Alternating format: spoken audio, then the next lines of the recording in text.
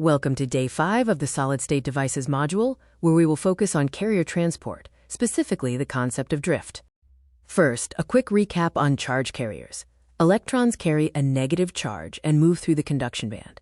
Holes carry a positive charge and represent the absence of a valence electron. In the absence of external force, charge carriers are in a state of chaos, moving randomly due to thermal motion. They collide constantly, resulting in a net movement of zero. To achieve directed motion, we introduce an external voltage, which creates an electric field, E.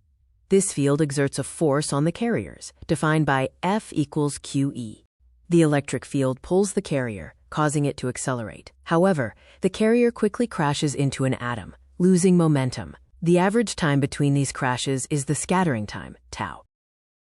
When the applied E field is balanced by the collisions, carriers achieve a constant average speed.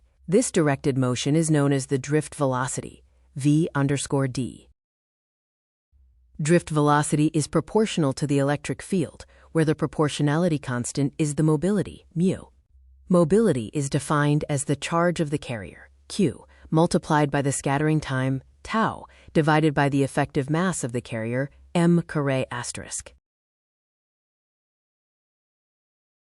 Electrons have a negative charge and drift against the electric field. They are lighter, resulting in higher mobility. Holes have a positive charge, drift with the field, are heavier, and have lower mobility. At low electric fields, velocity increases linearly. However, at very high fields, the drift velocity flattens, reaching a saturation velocity. At this point, Ohm's law breaks down.